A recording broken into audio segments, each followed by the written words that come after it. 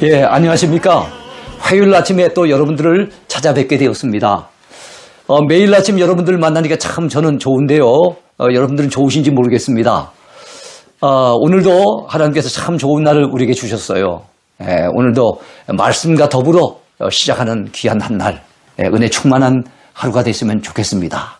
주 안에서 참 행복을 누리며 사는 귀한 한 날이 되기를 소망합니다.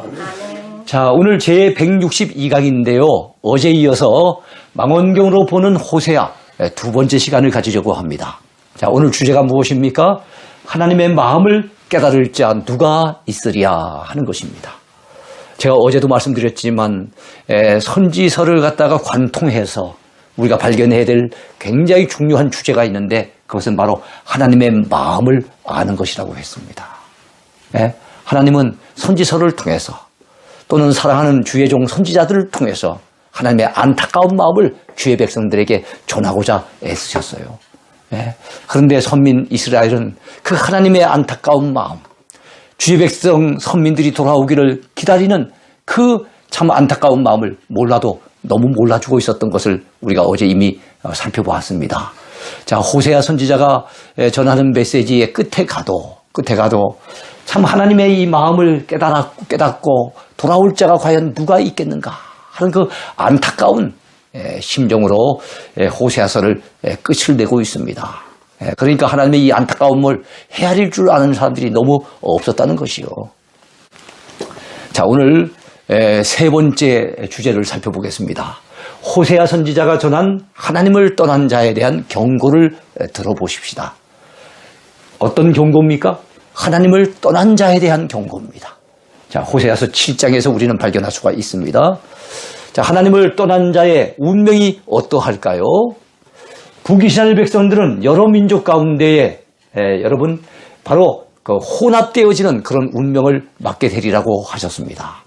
이 북이스라엘 백성들이 멸망당할 당시에 그 나라를 침범했던 나라는 아수르입니다. 그러니까 아수르에 의해서 끌려갔어요.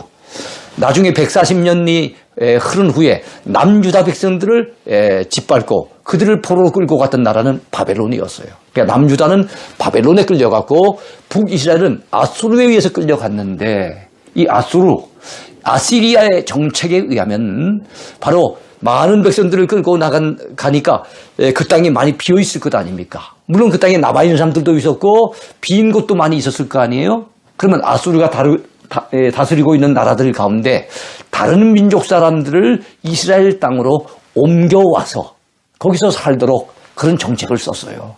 그러다 보니까 여러분 그 땅에 남아있는 이스라엘 백성들과 새로 옮겨온 이방 민족들이 세월이 흘러가면서 서로 결혼할 수 있잖아요. 피가 섞이게 되지 않습니까? 그래서 혼합민족 또는 혼혈민족이 되어버립니다. 그래서 나중에 남유다 백성들은 바벨론 포로에서 70년 만에 돌아오잖아요. 그들은 혼혈민족이 안 됐어요. 신앙도 지켜냈어요. 그래서 그 백성들은 그 북쪽에 있는 사람들을 사마리아 사람이라고 해갖고 굉장히 경멸하게 됩니다. 그 사마리아 사람, 유대인들에 의해서 경멸을 당했던 그 사람들이 바로 북이스라엘 백성들이에요. 그들에게 주어진 운명이 바로 다른 민족과 혼합되는 그런 운명을 맞이하게 될 것을 경고하게 됩니다. 자, 하나님을 떠난 자의 교만이 무엇입니까? 그 마음이 교만하여 고난을 당해도 하나님께 돌아오지 않는다는 것입니다. 그래요. 그 심령이 좀 뻔뻔하고 마음이 교만한 사람은요. 하나님 앞에 웬만큼 매를 맞아도 돌이킬 줄 모릅니다. 자, 이스라엘의 교만은 그 얼굴에 드러났나니 그들이 이 모든 일을 당하여도 이 모든 일이라고 하는 것은 고난의 일을 얘기하는 거예요. 그들의 하나님 여호와께로 돌아오지 아니하며 구하지 아니하도다. 구한다는 말은 하나님의 얼굴을 구하고 하나님의 도움을 구하고 그래야 되는데 하나님 앞에 나와서 구하지 않는다는 거예요. 자, 그 마음이 교만하여 하나님께 구하지 않고 성심으로 하나님을 부르지 않는다는 것입니다. 그런 사람이 바로 그 심령이 교만한 사람이라고 볼 수 있겠죠. 자, 구하지 아니하도다라는 말씀도 나오고요. 성심으로 나를 부르지 아니하였으며 라고 말씀하고 있습니다. 그렇습니다. 여러분, 우리는 하나님의 얼굴을 구하고 있습니까? 하나님의 도우심을 구하고 있습니까? 성심으로 하나님의 이름을 부르고 있습니까? 그렇다면 몰라도 그렇지 않다면 우리도 모르게 우리의 마음이 완악해지고 교만해진 상황이라 볼 수 있을 겁니다. 그런데 그 당시에 북이스라엘 백성들이 그러했다는 거예요. 자, 그 다음에 하나님을 떠난 자의 어리석음이 무엇일까요? 자, 하나님을 떠난 자는 교만해진다 그랬어요. 또 하나님을 떠난 자는 어리석음에 빠질 수가 있겠는데, 자, 하나님을 떠난 이스라엘은 어리석은 비둘기같이 지혜가 없어요. 하나님을 떠난 자는 그 특성 중에 하나가 교만에 빠진다는 것이고, 또 다른 특성은 어리석어진다는 겁니다. 여긴 비유컨대 어리석은 비둘기라고 얘기를 했어요. 자, 그래서 힘 있는 인생의 도움을 통해 평화를 구하려고 어리석은 시도를 합니다. 여러분, 이스라엘 백성들을 왜 어리석은 비둘기라고 했을까요? 비둘기가 상징하는 게 뭡니까? 평화잖아요. 그 나라의 평화를 위해서, 전쟁이 없는 평화를 위해서 인생의 도움을 통해, 즉 여러분, 어떤 나라, 어떤 임금한테 찾아가서 부탁을 하고 그 외교적인 어떤 노력을 통해서 뭔가 평화를 갖다 추구하려고 노력했다는 거예요. 그런데 문제는 하나님이 허락하지 않으신다면은 여러분, 평화도 없는 겁니다.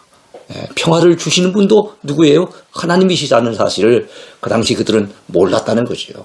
그러니까 어리석은 비둘기인 거예요.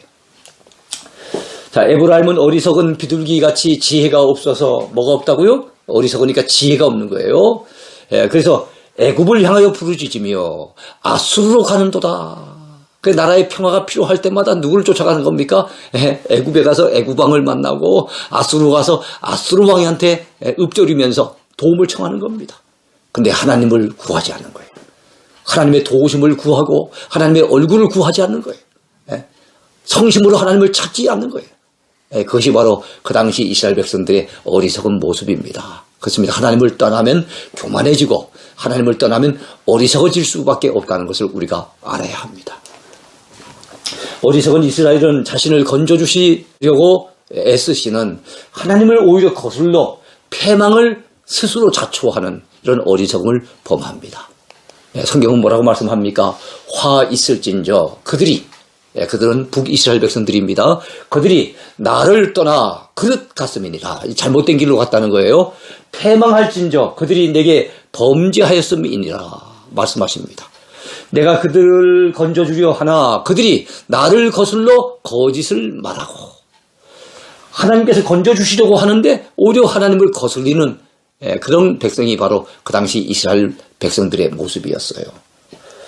여러분, 우리는 어리석은 자가 돼서는 안 되겠죠. 그렇습니다. 우리가 하나님을 떠나면 안 됩니다. 하나님을 떠나면 이처럼 교만해질 수 있고 이처럼 어리석어질 수 있다는 것을 우리는 북이스라엘 백성들의 그 당시의 상황을 통해서 알 수가 있습니다. 자, 네 번째 주제인데요. 하나님께서 왜 이스라엘 백성들에게 묵은 땅을 기경하라고 하셨을까요? 호세아서 10장에 보면 묵은 땅을 기경하라라는 메시지가 나와요. 예전에 부흥회 같은 걸 참석해 보면은 부흥사 목사님들이 바로 이 본문을 가지고 설교를 또 여러 번 했던 그런 기억이 납니다. 자, 하나님의 심판의 이유가 이스라엘이 두 마음을 품고 하나님을 떠나 우상을 쫓았기 때문이라고 말씀하고 있어요. 두 마음, 하나님께로 향하는 마음도 있지만 우상을 의지하려고 하는 마음도 있었다는 거예요. 우리 예수님께서는 마태복음 6장에서 두 주인을 섬기지 못할 것이라고 말씀하셨죠. 하나님과 재물을 겸하여 섬길 수 없다. 이런 말씀을 하신 바 있습니다. 그래요. 때로는 하나님을 의지하기도 하고 때로는 재물을 의지하기도 하고 이 두 마음이거든요. 이스라엘 백성들이 한쪽으로는 하나님을 의지하는 것 같은데 한쪽은 또 우상을 의지하고 강대국을 의지하고 이 두 마음이라는 겁니다. 자, 그 마음이 강팍해져서 하나님의 은혜를 저버리면 그 결과는 비참하기 때문입니다. 그래서 여러분, 우리는 이런 어리석음을 범해서는 안 되겠지요. 하나님을 찾을 만한 때에 하나님을 찾아야 됩니다. 단단해진 마음에 묵은 땅을 부드럽게 기경해야만 심판을 면할 수 있기 때문에 우리는 하나님을 찾아야 되는 거예요. 분명히 말씀합니다. 그 마음이 두 마음을 품으면 안 되고 단단해진 마음을 가져도 안 돼요. 우리 하나님 앞에 우리는 부드러운 마음을 가져야 됩니다. 주의 말씀이라면 아멘 하는 그런 부드러운 마음, 그러려고 한다면 이 묵은 땅을 기경해야 돼요. 그 당시 이스라엘 백성들의 마음의 땅은 단단한 땅이에요. 오랫도록 묵은 땅이에요. 거기는 하나님의 말씀에 씨앗이 떨어져서 자라서 열매를 맺을 수 없어요. 그래서 우리가 정말 마음의 상태가 묵은 땅이 돼서는 안 됩니다. 정말 우리 마음의 상태는 부드러운 땅이 되어야 될 줄로 믿습니다. 너희가 자기를 위하여 공의를 심고 인애를 거두라. 너희 묵은 땅을 기경하라. 여러분, 성경에서는 땅이 때로는 사람의 마음을 의미할 때가 많아요. 우리의 마음의 상태가 어떠해야 되겠습니까? 우리는 좋은 상태가 돼야 돼요. 그러려고 한다면 묵은 땅을 기경해야 됩니다. 파헤쳐야 됩니다. 지금이 곧 여호와를 찾을 때니 마침내 여호와께서 오사 공의를 비같이 너에게 내리시리라. 예전에 제가 참 경상남도 합천 시골교회에서 참 섬기고 있을 당시였습니다. 그 당시 시무하고 있을 당시에 우리 교회 나오시는 한 할머니가 옥수수 대공을 뽑는 것을 제가 목도한 적이 있었어요. 여러분, 옥수수 다 땄습니다. 그러니까 자르고 난 다음에 밑에 둥치만 남았는데 그 밑에 땅이 단단해져 가지고 그 둥치를 뽑아낼 수가 없어요. 근데 어느 날 이 할머니 집사님이 그 둥치를 뽑아내는 것을 봤는데, 그때가 언젠가 하면은 엄청나게 비가 많이 쏟아졌을 때, 비가 많이 내리니까 땅이 부드러워진 거예요. 그러니까 이걸 흔들면은 뽑히는 거예요. 그때 뽑으시는 것을 보면서 저도 지혜를 얻은 바가 있습니다. 저거를 저렇게 비가 오니까 뽑아내는구나 생각했습니다. 그래요. 하나님께서 여러분 참으로 비처럼 하나님의 은혜를 갖다 부어주실 때가 있어요. 그러할 때 우리가 묵은 땅을 기경하고 회개할 수가 있는 거예요. 우리의 심정이 부들부들한 심령으로, 부드러운 심령으로 바뀔 수가 있는 거예요. 어떨 때입니까? 여호와 하나님을 찾을 때, 답답하고 힘들어서 하나님 앞에 매달려 간구하며 하나님의 얼굴을 구하고 하나님을 찾을 때 우리 하나님께서 공의를 비처럼 쏟아주신대요. 은혜를 비처럼 우리 심령 가운데 내려주신대요. 그때 우리는 묵은 땅을 기경할 수가 있는 겁니다. 5번째 주제입니다. 하나님께서 사랑하여 불러낸 백성 이스라엘이 어떻게 반응했을까요? 하나님께서 이스라엘을 언제 부르셨습니까?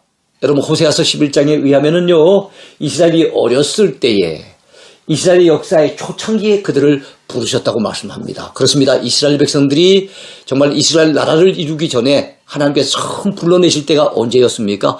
애굽 땅 종되었던 집이었어요. 애굽 땅에서 그야말로 노예 생활하고 있을 때 그들을 처음 부르셨어요. 그것이 바로 이스라엘 역사의 초창기입니다. 그러니까 이스라엘 역사에 있어서는 그 애굽 땅에 있을 때가 그야말로 이스라엘이 어렸을 때라는 거예요. 하나님께서는 이스라엘을 왜 부르셨습니까? 하나님께서 이스라엘을 사랑하셨기에 그들을 불러주셨다고 성경은 말씀합니다. 하나님께서 이스라엘을 어디에서 부르셨습니까? 하나님께서 이스라엘을 종살이하던 애굽에서 불러주셨다고 말씀하고 있습니다. 그런 말씀이 호세아서 11장 1절에 나와요. 이스라엘이 어렸을 때에 내가 사랑하여 내 아들을 애굽에서 불러냈거늘. 이 말씀 뭡니까? 이스라엘이 그들의 역사의 어린 시절, 저 초창기 때 하나님이 그들을 사랑하셔서 바로 하나님의 백성들을 내 아들이라고 지칭하고 있습니다. 내 아들을 애굽에서 불러냈다고 하나님이 친히 말씀하세요. 이스라엘 백성들은 그만큼 하나님 앞에 초창기 때부터 은혜를 받은 민족이에요. 자, 그런데 하나님이 부르심에 대한 이스라엘의 반응은 어떠했습니까? 그들의 역사의 초창기에 어린 시절에 하나님이 그들을 사랑하셔 불러내셨는데, 여러분, 선지자들이 그들을 부를수록 이스라엘은 점점 멀리합니다. 하나님을 멀리합니다. 자, 선지자들이 그들을 부를수록 그들은 점점 멀리하고, 그 다음에 어떻게 됩니까? 바알들에게 제사하며 아로새긴 우상 앞에서 분향하였느니라. 하나님이 그들을 불러내셨어요. 선지자들이 그 하나님의 메시지를 전합니다. 그런데 이스라엘 백성들은 오히려 선지자들을 멀리하고 하나님을 멀리하고 바알신 같은 우상들에게 제사하며 그 우상 앞에 분향을 하고 있는 거예요. 하나님이 어린 시절부터 그들의 역사 초창기부터 불러내셔서 엄청난 은혜를 부어주셨지만 그들은 그 은혜를 까마득하게 잊어버리고 오히려 우상을 섬기고 있는 그 모습을 나타냈다는 겁니다. 얼마나 어리석고도 답답한 모습입니까? 그들의 걸음을 가르치고 하나님의 팔로 안아주셔도 이스라엘은 알지 못하셨어요. 어린 시절에 애굽에서 불러내셨다 그랬지요. 그들이 역사 초창기입니다. 아주 어린 시기. 그리고 그들을 이끌어내실 때 걸음을 하나님이 가르쳐 주셨대요. 하나님의 팔로 그 민족을 안아주셨대요. 그런데도 이스라엘 백성들은 알지 못한다는 거예요. 예? 내가 네 컸을 때 늘 안아서 키우고 네 클 때 얼마나 니를 갖다 업고 다니면서 허리가 아프도록 니를 갖다 힘들게 그렇게 키웠다고 하면 애들은 글쎄요 기억이 안 나는데요. 그 얘기 많이 하지 않습니까? 예? 그러나 내가 에브라임에게 걸음을 가르치고, 에브라임은 북이스라엘의 또 다른 말이라 그랬어요. 북이스라엘의 10지파 가운데 가장 대표적인 지파 에브라임. 예. 에브라임에게 걸음을 가르치고 내 팔로 안았음에도 내가 그들을 고치는 줄을 그들은 알지 못하였도다. 예. 그러니까 하나님이 베푸셨던 은혜를 그들은 전혀 모르는 거예요. 하나님을 모르니까 그들이 우상을 섬기는 거예요. 하나님을 모르니까 그들이 하나님을 떠나서 어리석어지고 교만해지고 그 심령이 강팍해지고 그렇게 된 거예요. 여러분 하나님께 돌아오기를 이스라엘은 싫어하였습니다. 호세아가 전하는 메시지에 의하면 이스라엘 백성들은 하나님께 돌아올 줄도 모르고 돌아오는 걸 싫어했다는 겁니다. 그들은 애굽 땅으로 되돌아가지 못하겠거늘 내게 돌아오기를 싫어하니 아수르 사람이 그 임금이 될 것이라. 하나님 앞에 돌아와야 되는데 회개하고 돌아와야 되는데 돌아오지 아니하고 돌아오는 걸 싫어하니 결국은 어떻게 된다는 겁니까? 하나님께서 아수르에 의해서 그 이스라엘 나라가 멸망당하고 그래서 그들에게 끌려가서 그들은 아수르 나라의 임금을 갖다 섬기게 될 것을 예고하고 있는 것입니다. 그렇습니다. 범죄하고 타락하고 하나님 앞에 회개하지 못하면 그 끝은 결과적으로는 고난이에요. 하나님의 징벌입니다. 때로는 무서운 심판을 당하는 겁니다. 내 백성이 끝끝내 내게서 물러가나니. 자, 성경 말씀해 보니까 하나님을 떠난 백성이 돌아오라 하는데도 돌아올 줄 모르고 끝끝내 하나님께서부터 물러가 버린다는 거예요. 비록 그들을 불러 위에 계신 이에게로 돌아오라 할지라도 일어나는 자가 하나도 없도다. 하나님 앞에 등 돌리고 주저앉아 있어요. 범죄하는 자리에 주저앉아 있습니다. 우상 섬기는 자리에 주저앉아 있습니다. 하나님께 돌아오라고 아무리 손짓을 하고 아무리 선지자를 통해서 외쳐도 돌아오려고 일어나는 자가 하나도 없다고 말씀하고 있어요. 여러분 예레미야가 전한 메시지에 의하면은 남유다가 멸망할 당시에 예루살렘에서 정말 의를 행하는 자가 있는가 하나님이 찾아보시고 하시니까 의를 행한 사람이 한 사람도 없더라는 거예요. 마찬가지로 여기에도 보니까 하나님 앞에 돌아오려고 일어나는 자가 하나도 없다라고 하나님의 그 안타까운 마음을 지금 묘사하고 있는 겁니다.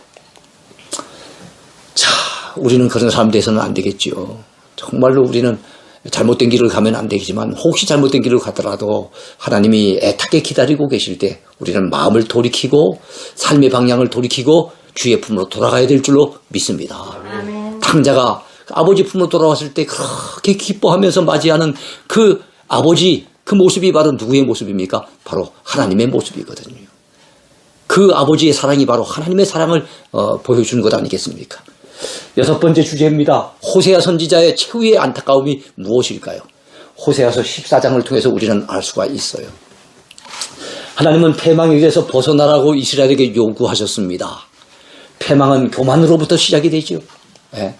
내가 광야 마른 땅에서 너를 알았거늘 그들이 먹여준 대로 배가 불렀고 배가 부르니 그들의 마음이 교만하여 이로 말미암아 나를 잊었느니라. 여러분 사람의 마음이 교만해지면요 자기 힘으로 살아온 것처럼 착각해요. 자기 노력으로 이만큼 이룬 것처럼 착각하는 거예요. 하나님이 은혜 베풀어 주셨는데 그 까마득하게 잊어버리고 하나님께서 베푸신 은혜를 다 잊어버리고 마음이 교만해지기가 쉬워요. 그러면 그때부터 이제 망조가 되는 겁니다. 망하는 길로 들어가는 거예요. 그래서 멸망은 교만으로부터 시작된다는 걸 우리가 알아야 됩니다. 패망은 영적 무지 때문에 오는 것이라는 것을 또한 우리는 알아야 됩니다. 이스라엘아 내가 패망하였나니 이는 너를 도와주는 나를 대적함이니라. 하나님은 도와주시는 분인데 하나님 잘 섬기면 하나님 앞에 도움을 받고 그 은혜와 복을 누릴 수가 있는데 오히려 그들을 도와주는 하나님을 대적하고 있으니 하나님을 갖다가 오히려 욕되게 하고 있으니 결국은 결과적으로는 여러분 패망할 수밖에 없다는 것 아니겠습니까? 패망은 우상 숭배의 결과로 찾아오는 거예요. 그것이 바로 호세아서를 통해서 우리에게 주시는 메시지입니다. 그러나 그들이 애국 땅에 있을 때부터 나는 내 하나님 여호와라. 나밖에 내가 다른 신을 알지 말 것이라. 나 외에는 다른 신이 없으니 다른 신을 갖다 찾지도 말고 그 신을 갖다 만들지도 말고 그 신 앞에 절하지도 말라고 하나님이 십계명을 통해서 그렇게 신신당부하지 않았습니까? 그러면서 하나님은 나 외에는 구원자가 없느니라 그렇게 말씀하셨어요. 그런데 이스라엘 백성들이 그 사실을 잊어버린 거지요. 자, 에브라임이 말을 하면 사람들이 떨었도다. 그가 이스라엘 중에서 자기를 높이더니 바알로 말미암아 범죄함으로 망하였거늘. 이제도 그들은 더욱 범죄하여 그 은으로 자기를 위하여 우상을 부어 만들되 자기의 정교함을 따라 우상을 만들었으며 그것은 다 은장색이 만든 것이거늘. 여러분, 은으로 갖다 우상 만드는 사람도 은장색이라고 하는 거예요. 그러니까 여러분, 오늘날도 마찬가지죠. 수없이 많은 우상들을 갖다 우리나라도 있잖아요. 그 사람이 만드는 겁니다. 그 사람이 만들어 떡 세워놨는데 그 앞에 가가지고 신이라고 섬기고 복을 달라고 구하고 있으니 얼마나 안타까운 겁니까? 오히려 그럴 바에야 그거 만든 사람에게 가가지고 좀 도와달라고 청하는 게 그나마 더 낫지 않겠습니까? 자, 이 우상들은 신이 아니에요. 은장색이 만든 것이거늘 그들은 그것에 대하여 말하기를 제사를 드리는 자는 송아지와 입을 맞출 것이라 하도다. 금송아지 같은 거 만들어 놓고 그 금송아지가 우리에게 복줄 줄 알고 그 송아지에게 입을 맞추고 있으니 말입니다. 얼마나 안타까운 일입니까? 하나님은 패망의 길에서 떠나라고 분명히 말씀하셨습니다. 선지자는 여호와의 도로 행하라고 강권하였습니다.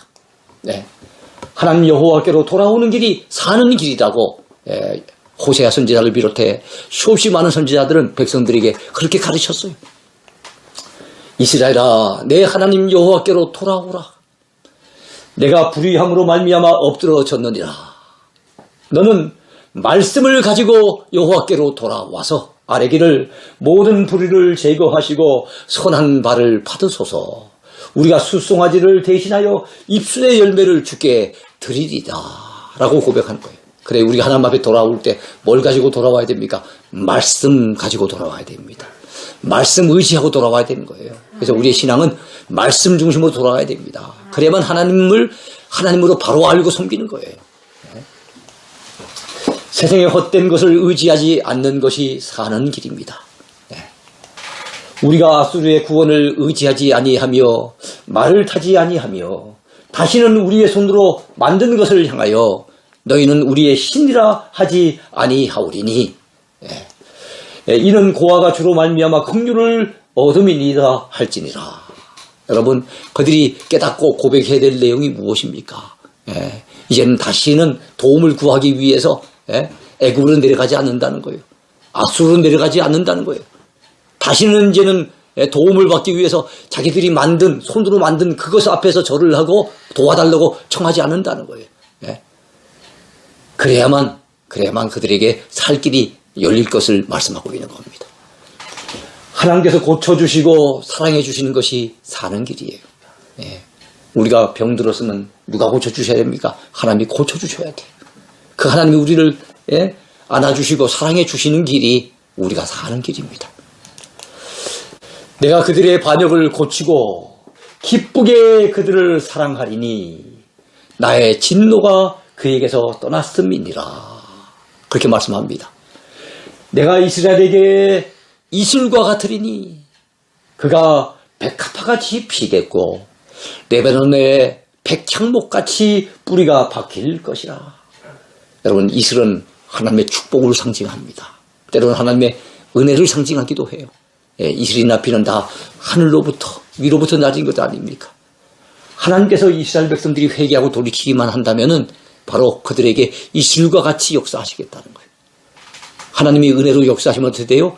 그들은 백합화같이 피게 될 것이고 레바논의 백향목, 레바논의 가장 대표적인 나무가 백향목 아니겠습니까? 바로 그 레바논의 백향목 가지고 솔로몬의 성전도 짓고 그랬잖아요. 그 백향목같이 뿌리가 박힐 것을 그렇게 예고하고 있습니다. 그의 가지는 퍼지며 그의 아름다움은 감람나무와 같고 그의 향기는 레바논의 백향목 같으리니 그 그늘 아래에 거주하는 자가 돌아올지라. 그들은 곡식같이 풍성할 것이며 포도나무같이 꽃이 필 것이며 그 향기는 레바논의 포도주같이 되리라. 에브라임의 말이 내가 다시 우상과 무슨 상관이 있으리요 할지라.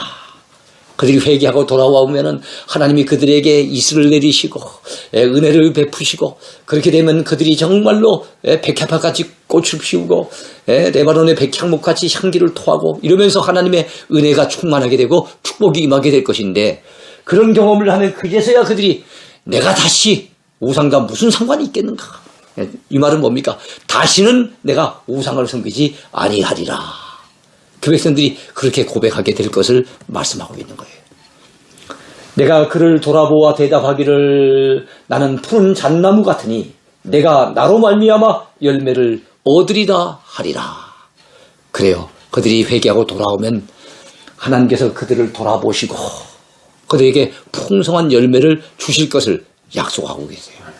자, 이것이 하나님께서 다 준비해놓고 계시는 은혜예요. 하나님이 준비해놓고 계시는 축복이에요. 하나님의 택한 백성들이 회개하고 돌아오기만 하면 바로 이런 은혜를 베푸시려고 단단히 하나님은 마음 잡수고 계신 거예요. 자, 그러나 이 모든 것을 누가 과연 깨달을 수 있을까? 누가 과연 이것을 깨닫고 하나님께로 돌이켜 돌아올 것인가? 이것이 호세아 선지자의 최후의 안타까운 마음이에요. 이렇게 깨닫고 회개하고 돌아오는 사람들이 많이 있었으면 좋으련만 과연 몇 명이나 돌아올 것인가? 그럴 사람이 과연 있기나 있을 것인가? 이런 안타까운 마음을 호세아 선지자가 가지고 있습니다. 자, 호세아 선지자의 안타까움은 하나님의 안타까움이기도 합니다. 누가 지혜가 있어 이런 일을 깨달으며 누가 총명이 있어 이런 일을 알겠느냐? 이게 바로 호세아서의 맨 마지막 구절이에요. 자, 호세아서를 한번 요약을 해볼까요? 호세아서의 핵심 주제는 무엇이었습니까? 하나님과의 사랑을 회복하라는 것이었어요. 호세아 선지자가 강조했던 하나님은 사랑의 하나님이에요. 이스라엘 백성들을 변함없이 사랑하시는 하나님. 근데 문제는 이스라엘 백성들은 그렇지 못했다는 거예요. 하나님을 사랑해야 될 그들이, 하나님의 사랑을 입고 있었던 그들이 오히려 엉뚱한 우상을 사랑하며 섬겼다는 것입니다. 자, 호세아 선지자 가정의 비극을 호세아 나라의 비극으로 승화시켜서 여러분 선민들의 우상 숭배 그리고 선민들의 그 빗나간 사랑 이것을 질타하는 내용이 바로 호세아서의 중심 내용입니다. 자, 호세아서에 나타난 하나님은 사랑의 하나님이시죠. 그 사랑의 하나님을 증거하고 있는 호세아 선지자는 사랑의 선지자입니다. 그 하나님은 변함없이 선민 이스라엘 백성들을 여전히 사랑하고 계시지만 그 사랑을 받은 이스라엘은 하나님의 사랑을 저버리고 떠나가 버렸습니다. 그들은 종교적으로 타락하여 영적인 간음을 행하고 우상 숭배에 빠져버렸던 그런 안타까운 모습을 드러낸 것입니다. 그래요. 우상 숭배하는 것은 하나님을 사랑해야 될 그들이 엉뚱한 것을 사랑하는 거예요. 남편을 사랑해야 될 고멜이 엉뚱하게 연애한 자를 사랑하는 것처럼 그래서 그것을 쫓아가는 것처럼 바로 하나님을 사랑해야 될 자들이 영적인 간음을 행해서 하나님을 사랑하는 대신에 우상을 갖다 사랑하며 섬기고 있더라는 거예요. 그들이 하나님을 떠난 이유가 뭘까요? 하나님을 제대로 알지 못했기 때문이죠. 그들은 참 지식이 없어서 그만 서글픈 백성이 돼버리고 말았습니다. 오늘날도 마찬가지예요. 하나님의 말씀을 제대로 깨우치지 못하고 말씀을 멀리하고 그래서 하나님이 어떤 분인지 잘 모르고 그래서 하나님의 사랑도 모르고 하나님의 은혜도 모르고 하나님의 마음도 모르고 여러분 그렇게 되면 어떻게 됩니까? 결국 범죄 타락해 버릴 수밖에 없다는 겁니다. 그 당시 이스라엘 백성들이 그랬다는 거예요. 하나님의 은혜를 모르는 거예요. 그들을 향한 하나님의 사랑을 모르는 겁니다.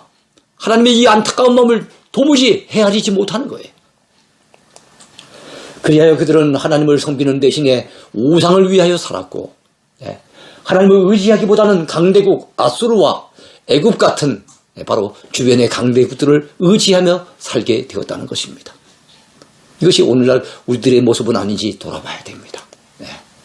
자, 그렇게 살면 망할 수밖에 없는 운명이 될 텐데도 그것을 전혀 알지 못하고 있었던 그 영적인 무지, 그 안타까움이 바로 그들에게 있었던 거예요.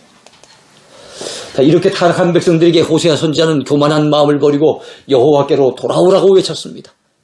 그렇습니다. 선지자들이 정말 피 맺힌 절규, 피를 토해내며 쏟아내는 그 절규가 무엇입니까? 하나님께로 돌아오라, 여호와께로 돌아오라 하는 그 메시지예요. 회개를 외치는 메시지인 겁니다. 그러면서 힘써 여호와를 알자고 호소했습니다. 하나님을 아는 지식이 없어서 그들이 하나님을 떠나서 망하는 지경이 되어졌기 때문에 하나님을 알 필요가 있다는 거지요. 그들의 단단해진 마음의 밭을 기경하여 부드러운 마음을 회복할 것을 또한 요구했습니다. 그래서 패망에게 대해서 돌이켜서 여호와의 도로 행하라고 설파했던 사람, 그 사람이 바로 호세아 선지자였습니다. 그러나 하나님의 이 마음을 알고 하나님께로 돌아올 사람들이 얼마나 될까요? 누가 지혜가 있어서 이런 일을 깨달을 수 있을까 하는 것이 선지자의 마지막 안타까움이었어요. 그 안타까움으로 끝맺고 있는 것이 바로 호세아서입니다. 하나님의 안타까운 메시지를 전하지만 정말 돌이키기만 하면 그들이 지금이라도 살 길이 열릴 것이고 하나님이 그들을 여전히 사랑하시며 풍성한 긍휼과 은혜를 베풀어 주실 것을 전하면서도 과연 이것을 깨닫고 돌아온 자가 얼마나 있을까 하는 그런 안타까운 마음이 호세아 선지자의 마음이었고 그것이 또한 하나님의 마음이었던 거예요.